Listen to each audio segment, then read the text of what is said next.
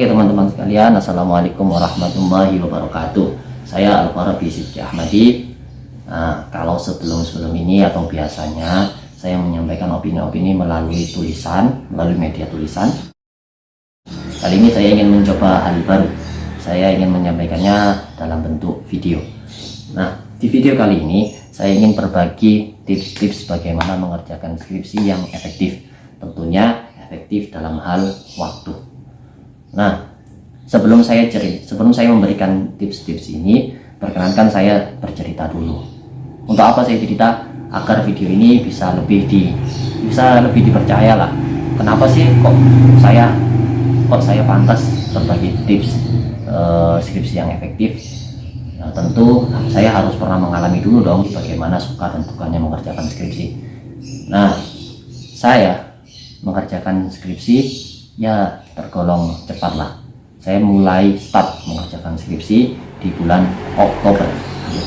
Mengerjakan skripsi di bulan Oktober. Setelah itu, alhamdulillah saya bisa seminar proposal atau selesai mengerjakan sampai bab 3 di tanggal 6 November. Nah, jadi hanya butuh waktu sekitar 1 bulan untuk menyelesaikan proposal dan menunggu jadwal hingga tampil di seminar proposal. Kemudian saya selesai semua skripsi sampai ACC bab 1 hingga bab 6 dan semuanya itu sudah disetujui dan siap untuk di seminar hasilkan, istilah di kampus lain. Kalau di kampus saya istilahnya munakosyah atau sidang skripsikan, itu di tanggal 28 Januari. Jadi Oktober, November, Desember, Januari, 4 bulan saya mengerjakan skripsi. Nah, 4 bulan ini bukan berarti saya bangun tidur sampai tidur lagi mengerjakan skripsi, besok mengerjakan skripsi. Enggak, saya enggak tiap hari melulu pembahasan saya, otak saya, pikirannya skripsi, tidak. Karena saya punya kegiatan lain juga. Kegiatan saya apa?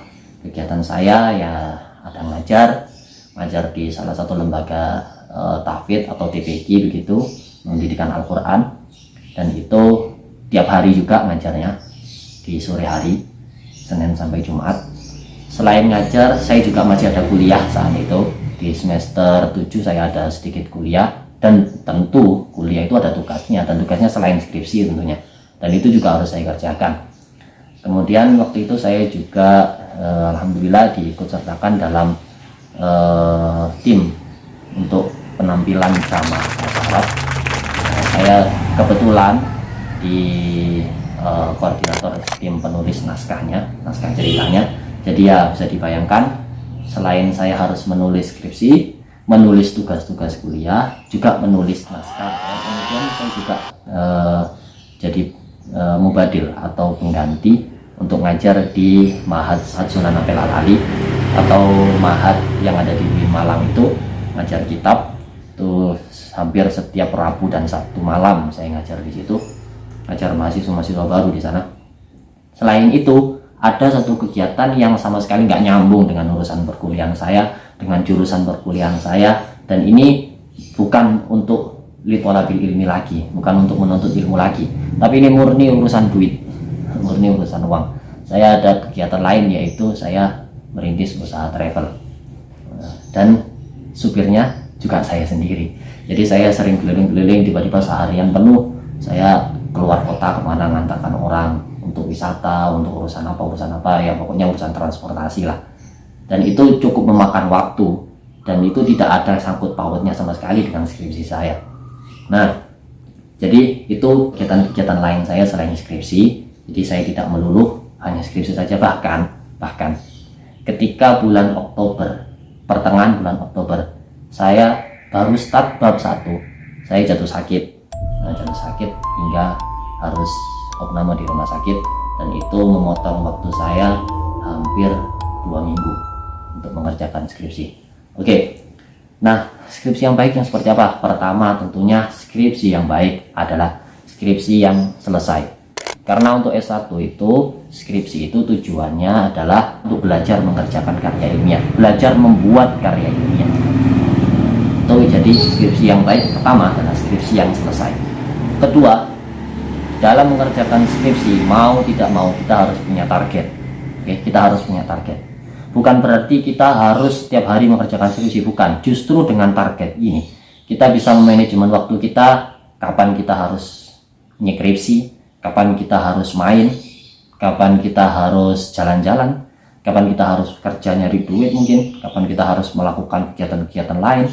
Justru target ini kuncinya, karena ada target ini kuncinya.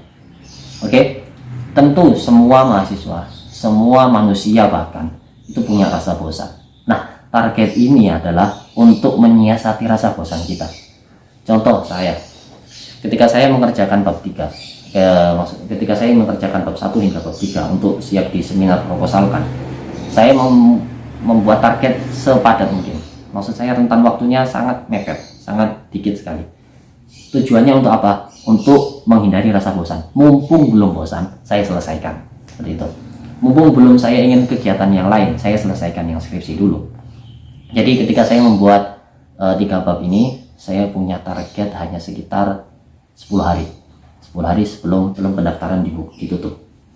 Jadi saya hanya punya waktu 10 hari sebelum pendaftaran ditutup. Nah, dalam waktu 10 hari ini, mau tidak mau, 3 bab ini harus selesai sebelum bosan menghampiri saya, sebelum teman-teman yang ngajak jalan-jalan menghampiri saya. Jadi saya harus menyelesaikan dulu 3 bab ini. Jadi banyak mungkin teman-teman yang bilang, kok nggak bosan sih kamu ngerjakan skripsi terus. Nah, justru dengan adanya target, kita bisa lebih cepat dari bosan. Jadi bosan ini belum datang kepada kita, skripsi kita sudah selesai. Jadi ketika bosan udah datang, ya udah, kita mari berbosan-bosan dia. Oke, itu adalah target. Kemudian yang ketiga adalah konsisten. Konsisten ini kalau dalam bahasa agamanya istiqomah ya. Ada kata-kata mengatakan al-istiqomah khairun min alfi karomah. Istiqomah itu lebih baik dari 1000 karomah. Karena apa? Karena memang istiqomah itu berat. Istiqomah itu bisa membawa kita kepada hal-hal yang konsisten. Ini maksudnya gimana? Konsisten ini berkaitan erat dengan target.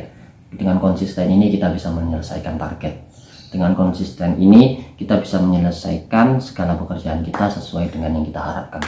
Itu konsisten. Konsisten itu seperti apa sih? Konsisten itu kalau misalkan target kita sudah kita buat, misal mulai tanggal 1 hingga tanggal 5. Jadi mau tidak mau kita memulai pekerjaan itu di tanggal 1. Jangan mendahului tanggal 1. Jangan nanti mumpung belum tanggal 1 nih, saya tak ngerjakan dulu biar selesainya lebih cepat. Oh jangan, itu justru akan mengganggu kenyamanan kita dalam mengerjakan. Jangan, sekali-kali jangan jangan menyalahi aturan yang kalian buat sendirilah. Kalian sudah membuat aturan target saya ngerjakan tanggal 1 sampai tanggal 5, ya udah, tanggal 1 sampai tanggal 5 itu kalian ngerjakan. Dan juga ketika tanggal 1 sampai tanggal 5 ini ada kegiatan lain, tunda dulu, jangan dirubah-rubah lagi. Sudah tanggal 1 start mulai mengerjakan, tanggal 2 ngerjakan lagi, 3 ngerjakan lagi lah. Ketika tanggal 3 ini kok kita merasa, waduh ini sepertinya tanggal 5 ini nggak selesai nih. Terus gimana solusinya? Apakah targetnya diundur? Jangan, targetnya jangan diundur, tetap tanggal 5 targetnya, tapi usahakan sebisa mungkin, sekuat tenaga mungkin, kerahkan segala daya dan upaya lah, gimana caranya tanggal 5 ini bisa selesai. Sebagai contoh, ketika saya mengerjakan skripsi kemarin di titik akhirnya, ketika saya sudah masuk bab 4 menuju bab 5, saya rasa target ini tidak cukup untuk saya mengerjakan sampai selesai. Waktu itu target kira-kira tinggal 3 hari, tapi saya masih di bab 4 aja. Akhirnya apa? Mau tidak mau saya merelakan sedikit waktu tidur, mungkin sedikit waktu untuk bermalas-malasan untuk mengerjakan skripsi, sampai saya itu mungkin ngerjakan sampai jam berapa? Jam 1 malam, jam 2 malam, sampai orang tua saya itu menegur saya, kok nggak besok aja dilanjutkan. Nah, jangan pedulikan omongan orang lain dulu, sudah pedulikan target kamu. Target kamu adalah segala-galanya. Dengan konsisten ini kamu akan mencapai target kamu.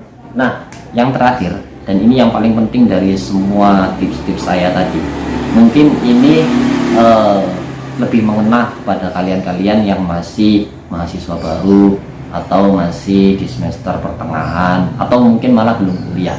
Ini sangat berguna sekali bagi kalian sebelum terlambat. Jadi gini, saran saya yang terakhir, kalian perlu ingat bahwasanya skripsi itu adalah tugas akhir. bukan tugas awal. Jadi perkuliahan kalian bukan dimulai sejak awal kalian mengerjakan skripsi, bukan. Kalian sudah kuliah loh sebelum skripsi. Nah, kalau kalian ketika skripsi bingung cara membuatnya seperti apa, kalian kuliah kemarin ngapain aja. Jadi skripsi ini adalah representasi dari perkuliahan kalian mulai awal masuk sampai menjelang pengerjaan skripsi. Itu representasi kalian sudah. Kalian dapat apa ketika kuliah? Yaitu tuangkan dalam skripsi. Ketika skripsi itu kalian akan ingat semua, oh dulu saya pernah belajar ini, dulu saya pernah belajar ini. Nggak mungkin dong kuliah jurusan pendidikan disuruh membuat skripsi tentang rumus kimia, nggak mungkin. Jadi ya skripsi itu ya sesuai dengan jurusan kalian, sesuai dengan apa yang kalian pelajari selama kuliah. Jadi untuk kalian yang masih mau masuk kuliah atau baru menempuh perkuliahan, tolong manfaatkan perkuliahan kalian sebaik-baik mungkin. Skripsi bukan segala-galanya, yang segala-galanya itu kuliah kalian. Skripsi itu hanya tugas akhir. Skripsi itu hanya formalitas dari apa yang sudah kalian jalani sejak awal. Yang penting itu menuntut ilmunya, belajarnya itu yang penting. Belajarnya itu yang penting. Skripsi itu nanti nyusul. Udah, kalian kalau misalnya di tempat tidur, ranjang tempat tidur, di ranjang tempat tidur, kalian pasti dapat kok kolongnya itu, otomatis dapat kolongnya itu. Kolong nanti bisa dibuat nyimpan pikora-pikora lama, bisa untuk nyimpan sapu atau apa di bawahnya itu.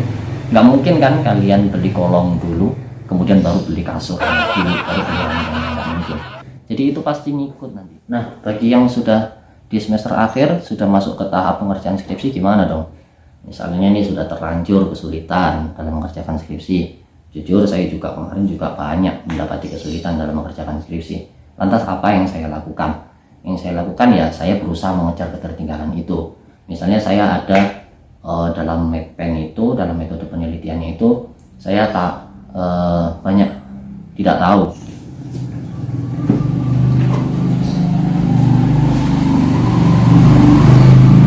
Jadi gini loh, gampangannya untuk bisa lebih mudah dipahami. Skripsi itu seperti apa sih, dan kuliah itu seperti apa, ibaratnya apa. Jadi ibaratnya kuliah itu kita membangun jalan, kita membuat jalan terus membuat jalan hingga di titik tujuan akhir. Nah, di titik tujuan akhir ini kita kemudian mengerjakan skripsi dengan apa, ibaratnya dengan mengevaluasi jalan tadi. Kita mengulang jalan yang tadi itu, kita coba lewati sendiri jalan yang tadi. Kita coba dulu semua, kita coba, oh kok ternyata di tengah-tengah ada yang bolong nih, ada yang belum beres nih pengerjaan jalannya. Ya sudah, kita tambal bolongan itu tadi. Setelah tambal, udah lanjutkan lagi, jalan lagi, nanti ada yang bolong lagi, kita tambal lagi sampai kita berhasil melewati itu semua.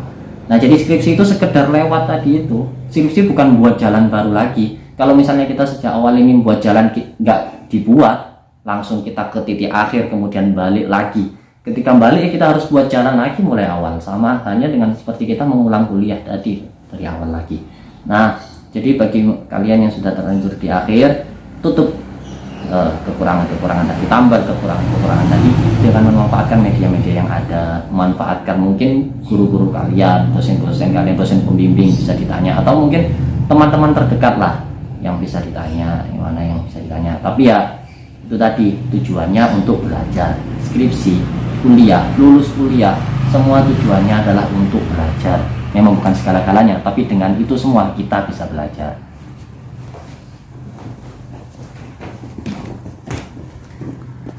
Tentang apa sih metode yang tepat ini metode seperti ini seperti apa sih, rumusnya seperti apa sih. Akhirnya saya harus belajar lagi, saya harus mengejar ketertinggalan itu tadi. Nah, berarti kuliah saya belum tuntas yang kemarin ini, saya perlu belajar lagi, perlu menambal kekosongan yang kemarin saya tinggalkan itu. Nah, makanya dari itu skripsi adalah representasi dari perkuliahan kita. Kalau kita kesulitan dalam skripsi, berarti ada yang bolong nih di perkuliahan kita kemarin. Kita harus menambah dengan apa? Gampangannya, skripsi itu seperti apa sih, dan kuliah itu seperti apa, ibaratnya apa. Jadi ibaratnya kuliah itu kita membangun jalan, kita membuat jalan terus membuat jalan hingga di titik tujuan akhir.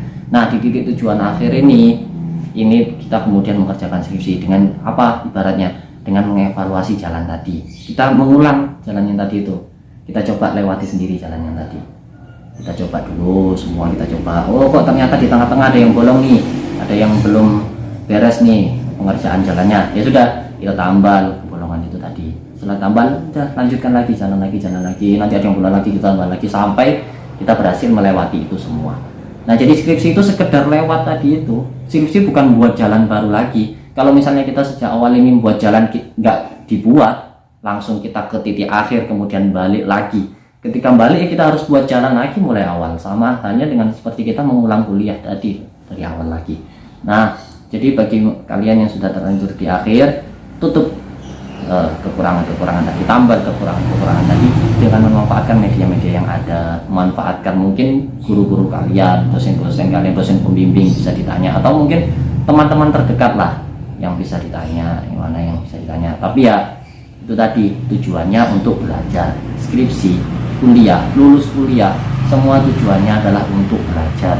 Memang bukan segala-galanya, tapi dengan itu semua kita bisa belajar. Ya Nabi salam alaik.